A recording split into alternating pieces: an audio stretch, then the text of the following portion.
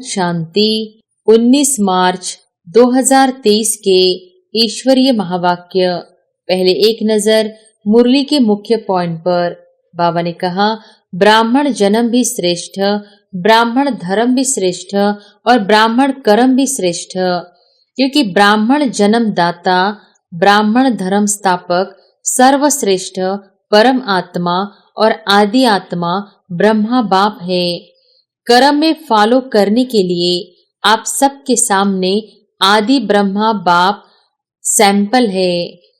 भाग्य की रेखा का कलम कर्म है, तो श्रेष्ठ कर्म का सह सिंबल ब्रह्मा बाप है। विशेष पुरुषार्थ का शब्द यही वर्णन करते हो कि बाप समान बनना है। विशेष जीवन का आधार विशेष जन्म, धर्म और श्रेष्ठ कर्म है। ब्राह्मण नहीं बोलता, माया बोलती है। तो जैसे ये साधारण नेचर व मायावी नेचर नेचुरल काम कर लेती है ना, इसलिए कहते हैं चाहते नहीं थे लेकिन हो गया। तो ब्राह्मण नेचर अर्थात विशेषता की नेचर भी नेचुरल होनी चाहिए। और फिर बाबा ने कहा, सदा स्मृति स्वरूप में रहो। स्मृति लाने वाले नहीं, स्मृति स्वरूप। इसलिए बाप दादा देख रहे थे अव्यक्त वर्ष समय प्रमाण समाप्त हुआ, लेकिन बाप दादा समान स्वयं को संपन्न बनाया।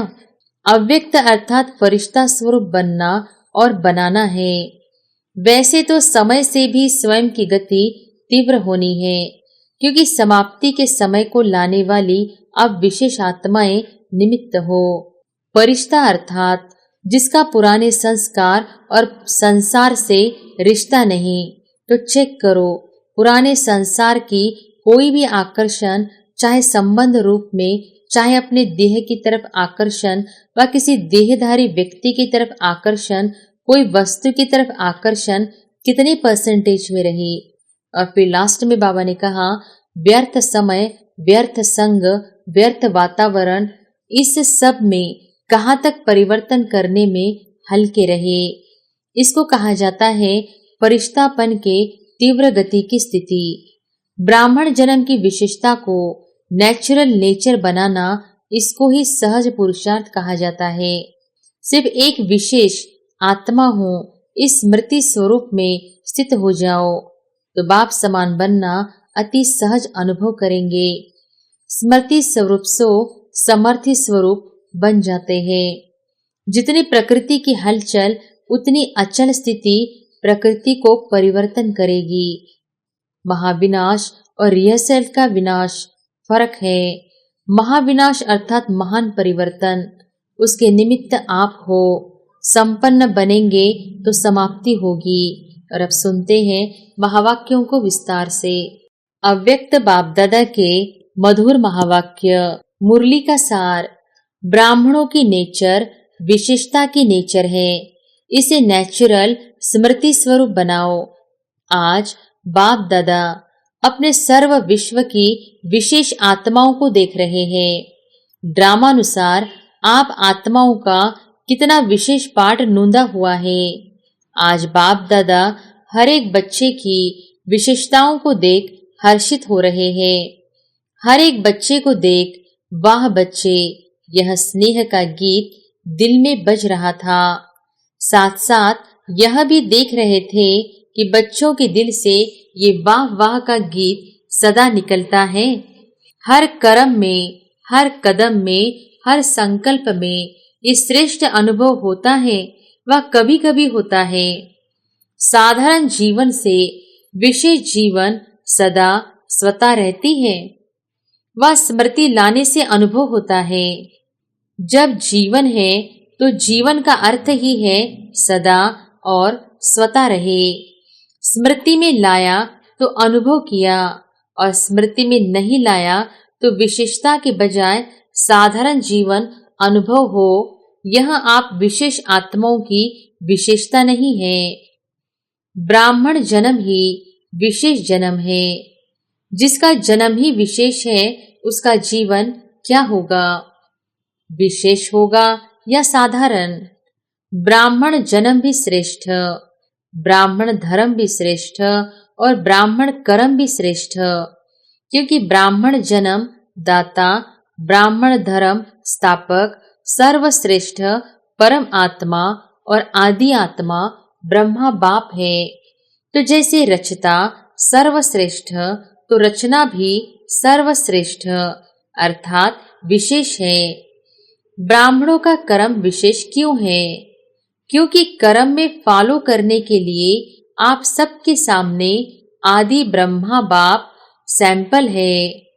कर्म में फॉलो साकार ब्रह्मा बाप को करते हो, इसलिए भाग्य विधाता अर्थात कर्म द्वारा भाग्य की रेखा श्रेष्ठ बनाने वाला ब्रह्मा गाया हुआ है। भाग्य की रेखा का कलम कर्म है, तो श्रेष्ठ कर्म का सहज सिंबल ब्रह्मा बाप है।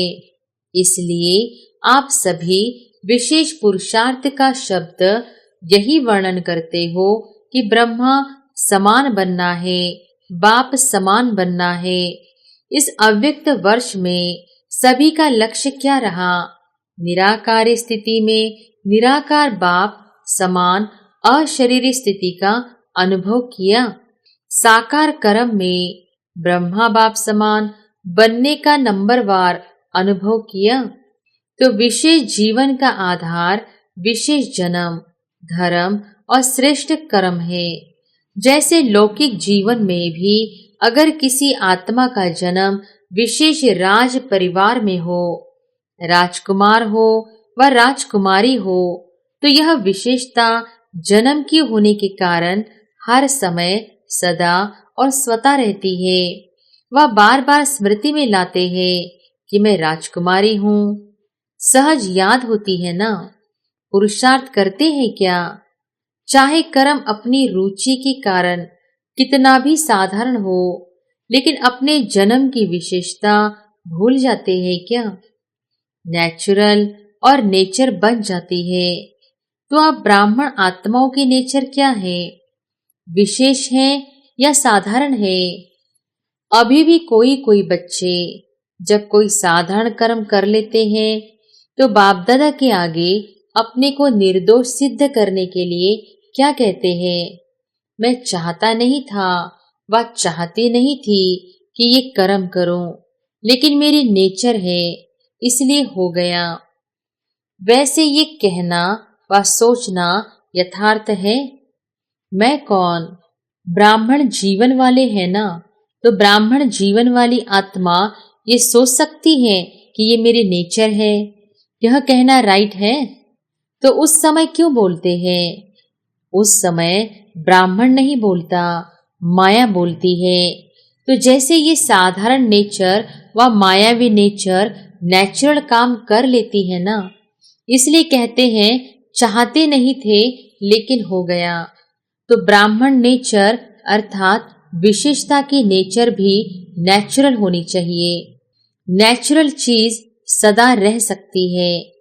तो विशेष जीवन की स्मृति नेचर के रूप में नेचुरल होनी चाहिए। वह कभी भूलना कभी याद होना। तो सदा स्मृति स्वरूप में रहो।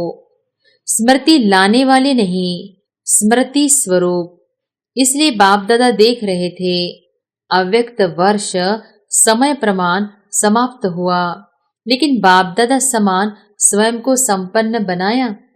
इस अव्यक्त वर्ष का विशेष लक्ष्य रखा कि अव्यक्त अर्थात फरिश्ता स्वरूप बनना और बनाना है।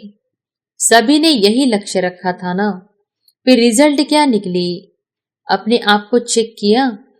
फरिश्ता भव का वरदान भी वरदाता से मिला, तो वरदान और लक्ष्य अनुभव की है। ये सूक्ष्म चेकिंग स्वयं की। वह ये सोचा कि अव्यक्त वर्ष पूरा हुआ है ही ड्रामा अनुसार ठीक रहा। वर्ष परिवर्तन के साथ साथ स्व परिवर्तन की गति क्या रही? हुआ वैसे स्वयं लक्ष्य और लक्षण में संपन्न बने।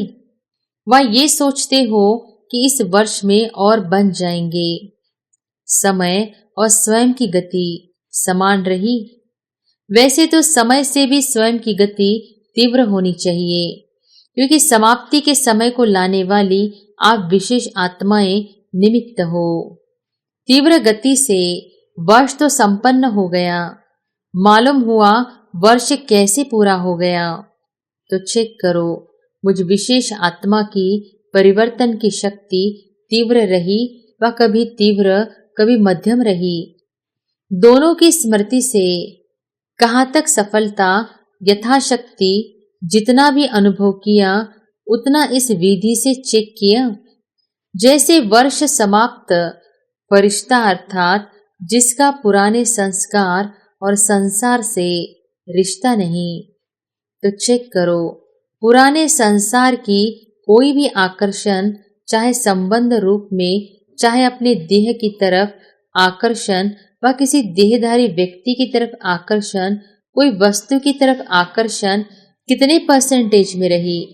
ऐसे ही पुराने संस्कार के आकर्षण, चाहे संकल्प रूप में, वृत्ति के रूप में, वाणी के रूप में, संबंध संपर्क अर्थात कर्म के रूप में कितनी परसेंटेज रही। फरिश्ता अर्थात डबल लाइट, तो निजी लाइट स्वरूप स्मृति स्वरूप में कहाँ तक रहा। साथ साथ लाइट अर्थात हल्कापन, स्व के परिवर्तन के पुरुषार्थ में कहाँ तक लाइट अर्थात हल्के रहे।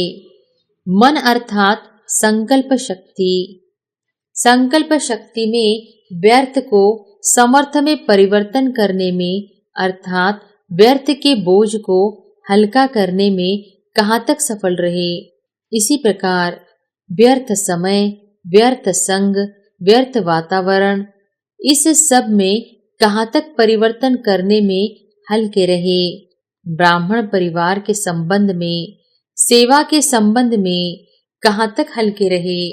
इसको कहा जाता है फरिश्तापन के तीव्र गति की स्थिति। इस विधि से चेक करो और भविष्य के लिए चेंज अर्थात परिवर्तन करो। अपने ब्राह्मण जन्म की विशेषता को नेचुरल नेचर बनाना, इसको ही सहज पुरुषार्थ कहा जाता है। सिर्फ एक विशेष आत्मा हूँ, इस स्मृति स्वरूप में स्थित हो जाओ तो बाप समान बनना अति सहज अनुभव करेंगे, क्योंकि स्मृति स्वरूप सो समर्थी स्वरूप बन जाते हैं। वर्ष तो पूरा हुआ, बाप दादा रिजल्ट तो देखेंगे ना, तो रिजल्ट में यथाशक्ति मेजॉरिटी है और सदा शक्तिशाली यथाशक्ति के मेजॉरिटी में माइनॉरिटी है। स्मृति दिवस भी बहुत स्नेह से मनाया। अब विशेष जैसे स्नेह से मनाया वैसे स्नेह का सबूत बाप समान स्मृति स्वरूप बनना ही है। सुना रिजल्ट, आगे क्या करना है, यथाशक्ति या सदा शक्ति स्वरूप। तो देखेंगे इस वर्ष में मेजॉरिटी सदा शक्तिशाली का सबूत कहाँ तक देते हैं। टीचर्स क्या समझती हो, किस लाइन में आएंगे। सदा शक्तिशाली, सबका टीवी में फोटो निकल रहा है। क्या भी हो जाए, कैसे भी परिस्थिति बन जाए, लेकिन सदा शक्तिशाली नाम नोट होते हैं ना, कौन कौन किस ग्रुप में आए। अभी टीचर्स का सम्मेलन होने वाला है ना, तब तक की रिजल्ट सभी टीचर्स की क्या होगी। जिसको करना होता है वो कब को नहीं सोचता है। दृढ़ संकल्प का अर्थ ही है अब, साधारण संकल्प का अर्थ है कब हो जाएगा। तो कब वाले हो या अब वाले हो। शक्ति सेना बहुत बड़ी सेना है, कब वाली हो या अब वाली हो। पांडव क्या समझते हो, देखो नाम सबके नोट है, अभी नाम नहीं सुनाते हैं। आखिर वो समय भी आ जाएगा जो नाम सुनाएंगे, समझा। सबसे ज्यादा संख्या किस जोन की आई है, देखेंगे पंजाब, इंदौर क्या कमाल दिखाते हैं। टीचर्स भी ज्यादा आती हैं, संख्या ज्यादा तो टीचर्स भी ज्यादा होती। पंजाब वाले नंबर 1 लेंगे या सेकंड, इंदौर भी नंबर 1 लेंगे। और कर्नाटक क्या करेंगे, कौन सा नाटक दिखाएंगे। कर नाटक तो हीरो नाटक दिखाना, ऐसा वैसा नहीं दिखाना। और महाराष्ट्र तो महान ही बनेंगे ना, और यूपी को क्या कहते हैं? यूपी में नदियां हैं, अर्थात यूपी पतित को पावन करने वाली है, पावन बनने बनाने में नंबर 1। तो यूपी वाले भी नंबर 1 बनेंगे। इस समय तो कोई भी नंबर 2 नहीं कहेंगे। राजस्थान तो है ही लक्की, जो राजस्थान में ही चरित्र भूमि है। हेडक्वार्टर राजस्थान में है ना, तो जहां हेडक्वार्टर है तो क्या बनेगा? हेड बनेगा ना। सभी खुशी से कह रहे हैं नंबर 1, लेकिन वहां जाकर ऐसे नहीं कहना कि क्या करे, कर नहीं सकते, चाहते तो नहीं लेकिन हो जाता है, ऐसी भाषा सोचना भी नहीं। अच्छा, डबल विदेशी भी सेवा में रेस अच्छी कर रहे हैं और रेस में नंबर 1 आना है ना। देश वालों को हिम्मत दिलाने में विदेश अच्छा निमित्त बना है।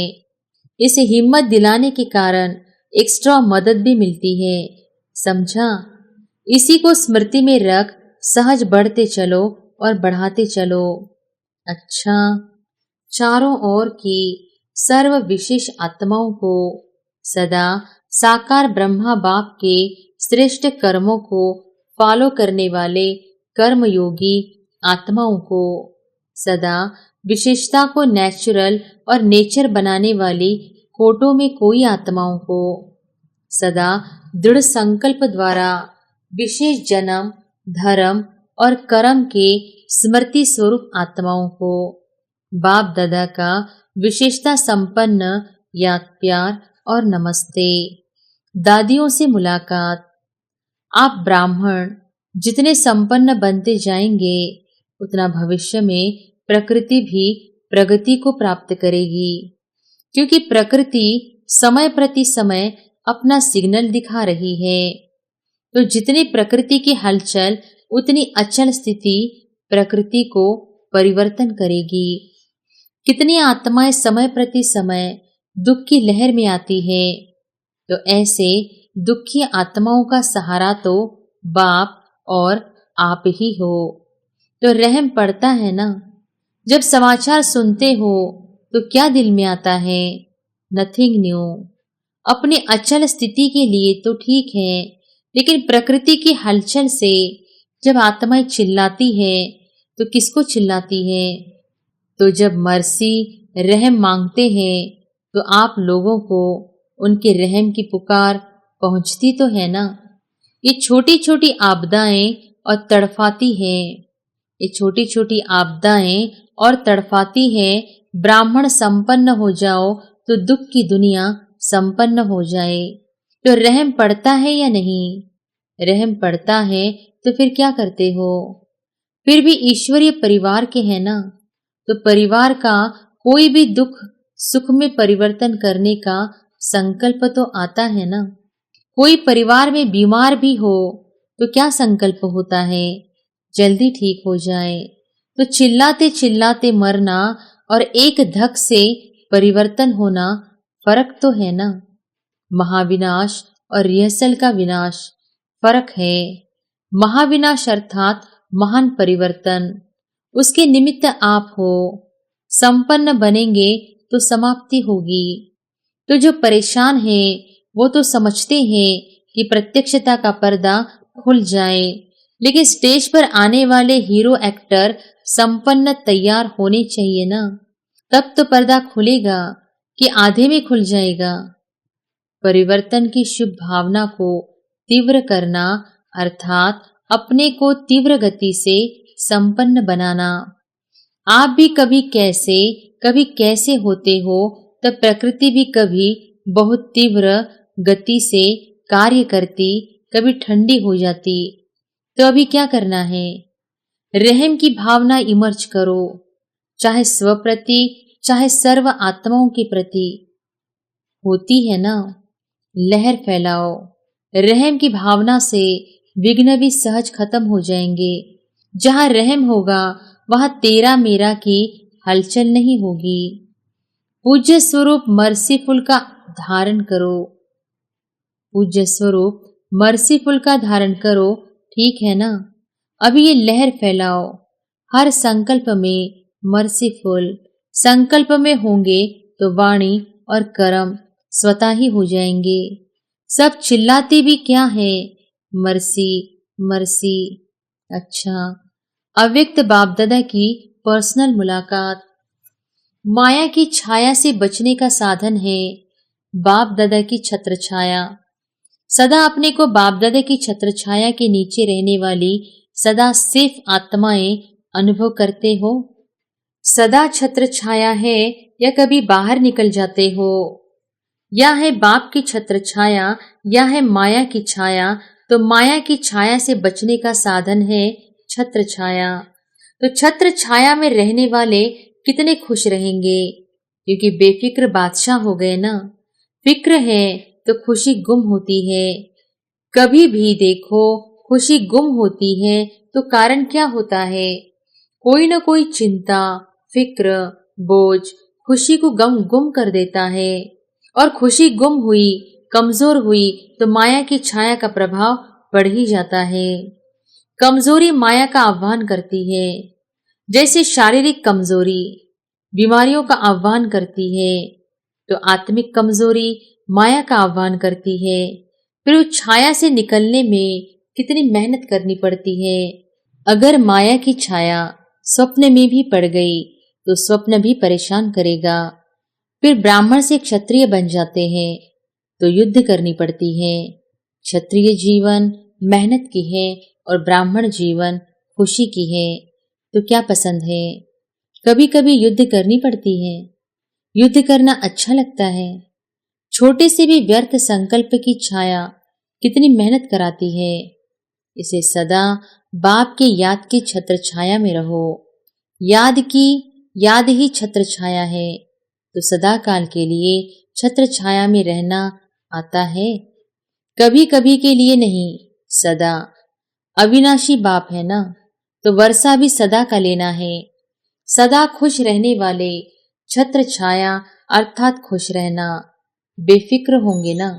सब फिक्र बाप को दे दिया कि एक दो संभाल कर रखा है। क्या करे, कैसे करे, ये शब्द फिक्र के हैं। बेफिक्र के बोल सदा विजय के होते हैं। क्या कैसे के नहीं होते। तो सदा ये याद रखो कि हम सभी बाप की छत्र छाया में रहने वाले हैं, चक्कर लगाने वाले नहीं। संकल्प में भी चक्कर में आए तो चक्कर में आने वाले चकनाचूर हो जाएंगे। आप तो अमर हो ना, अमर हो गए। ये स्मृति सदा ही स्वयं भी बेफिक्र और दूसरों को भी बेफिक्र बनाती रहेगी। सदा खुशी में ये गीत गाते रहेंगे। पाना था वो पा लिया, बच्चा बनना माना पाना, बच्चा बने अर्थात पा लिया। अच्छा, वरदान है सर्व रूहानी खजानों से संपन्न बन, सदा संतुष्ट रहने वाले ऑलराउंडर सेवाधारी भव। सर्व रूहानी खजानों से संपन्न बन, सदा संतुष्ट रहने वाले ऑलराउंडर सेवाधारी भव। ऑलराउंडर सेवाधारी अर्थात मास्टर सुखदाता, मास्टर शांतिदाता, मास्टर ज्ञानदाता। दाता सदा संपन्न मूर्त होते हैं। जैसा स्वयं होंगे वैसा औरों को बनाएंगे। रूहानी सेवाधारी अर्थात एवर रेडी और ऑलराउंडर। ऑलराउंडर वही बन सकते जो संपन्न है। संपन्न ही संतुष्ट होंगे और सबको संतुष्ट करेंगे। किसी भी प्रकार की अप्राप्ति असंतुष्टता पैदा करती है। संतुष्ट रहने और संतुष्ट करने की विधि है संपन्न और दाता बनना। स्लोगन है शुभ भावना शुभ कामना की गोल्डन गिफ्ट साथ हो तो किसी भी आत्मा का परिवर्तन कर सकते हो। सूचना, आज मास का तीसरा रविवार है। सभी राजयोगी तपस्वी भाई बहने सायंकाल 6:30 से 7:30 बजे तक विशेष योग अभ्यास के समय अनुभव करें कि ज्ञान सूर्य सर्वशक्तिवान परमात्मा की किरणें मुझ पर पड़ रही है और मुझसे सारे संसार में जा रही है, जिससे संसार से अज्ञान अंधकार दूर होता जा रहा है। ओम शांति।